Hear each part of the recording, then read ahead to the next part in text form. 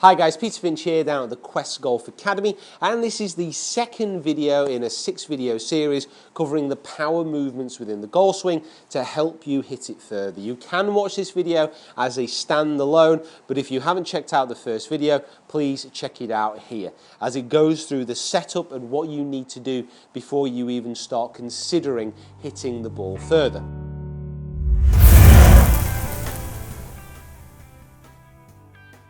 Now this video is all focused on the takeaway. Now the takeaway is a very, very important part of the golf swing if you are looking to improve your distance.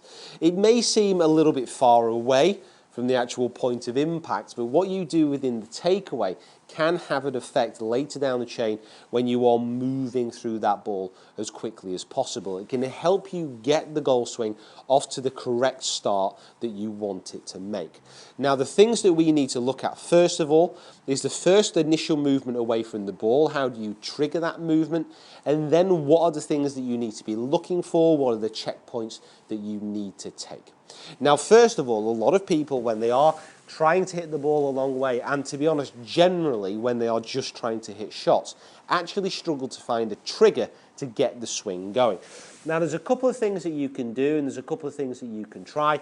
We've already gone through the setup within the first video, but if you're getting yourself set up, you're getting yourself in a nice strong position over the ball here.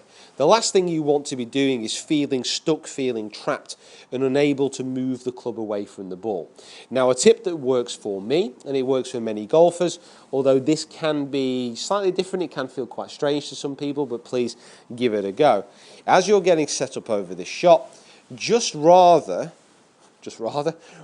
than just taking the club away, pick it up off the ground just before you hit and hover it before the ball.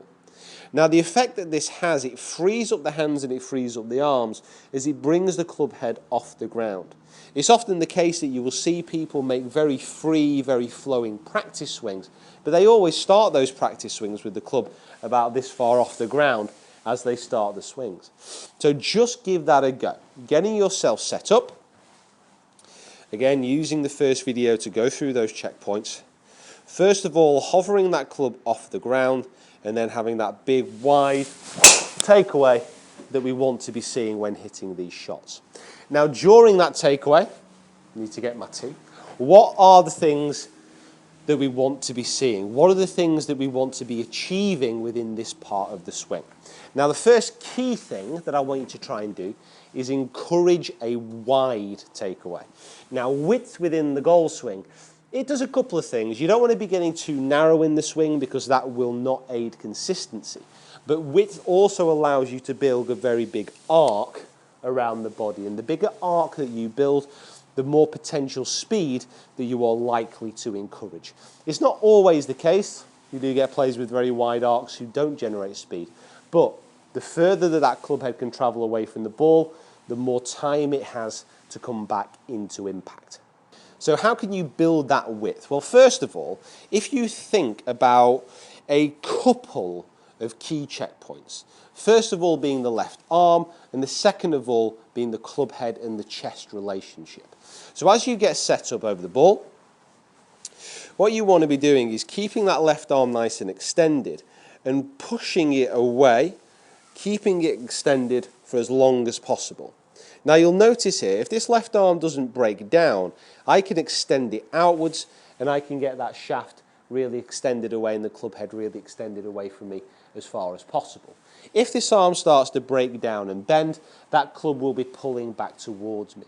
Also, if I can stretch that left arm out, the right arm will follow to a certain extent, although it will start to bend around the body as the swing continues. So the first key checkpoint of this takeaway is to get that left arm nice and extended as you take the club away. The second part of this that I really want you to be thinking about is the club head and the chest and their relationship to each other. This is a nice little checkpoint that you can make which allows you to turn away with the body and not just with the hands and the arms. As you're getting the club away and you're stretching out that left arm, if you imagine there's a line between the club head and the chest, and as you move it away they stay connected, but you're also trying to push the club head as far away from the chest as you can at the same time. Now what this allows you to do, if you can imagine that that club head is connected to my chest with a line, as I move it away, that makes my swing nice and connected, but also as it moves away and it stretches away, it also starts to add width onto the swing. Now in reality, the amount that you can stretch out the club away from the body is limited simply by the length of your arms and your reach. However, it may feel like you're stretching and moving away into positions you've never quite been into before. So those first checkpoints, left arm straight, and then really push that club head away as far as you can, making sure it stays connected to that chest club head line. Now the last thing you want to be doing within this takeaway is making sure it's not going too far over or not too far under your plane. Now you'll know from watching videos, my videos, and just generally professional golfers on tour that many swings have many different planes. But with the backswing, if you can try and keep it nice and neutral, it could be beneficial. I'm not saying this is an absolute guarantee, but you will generally find that players who can get their takeaway away on plane will suffer less down the line as they start to return the club head into impact. That's not an overrule, that's not an overriding rule, that is just a general rule that I've seen within coaching.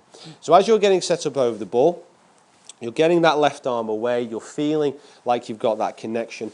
All you want to be doing is getting that club travelling nice and straight back from the ball. And at this point during the swing, if you can use a mirror or a camera, you simply want the club head to be sat in front of the hands. If we've had that nice neutral grip that we spoke about in the first video, the leading edge of the club should also be matching the spine angle at this point in the swing. Now you can practice those individually, you can try and sync them up all into the same movement.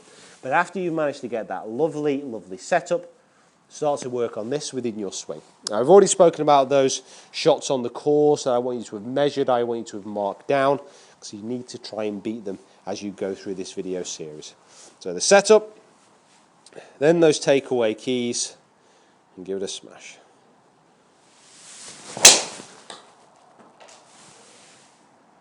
That wasn't too bad. That felt very, very nice. Right, guys, thank you so much for watching. Please subscribe to the channel if you haven't already. Tell me what you think about this series as well on these power movements, commenting below. Follow me on my other social media platforms as well, which are also linked in the description. So guys, thank you very much, and join me down here next time for part 3 of this series.